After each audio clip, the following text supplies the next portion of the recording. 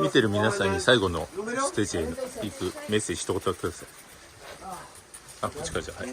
皆さんにメッセージ一言。はい、ようやく最後の、ステージになります。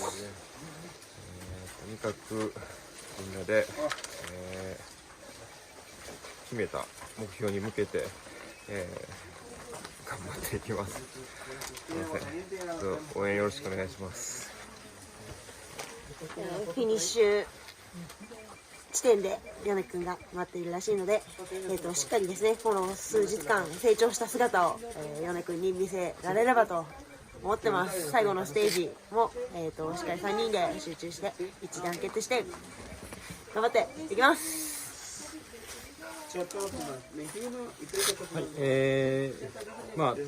タート前はこんな風になるとは誰もが想像しなかったんですけど、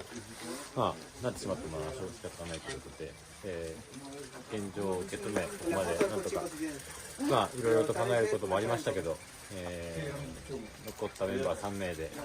ゴールラインを目指そうということで、ここまで来ました。いろいろと細かいことは話し出すとキリがないですけども、レースに復帰した3名はみんな元気に、こ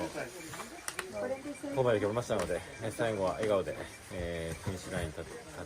ちたいと思います。では最終ステージに行ってみます。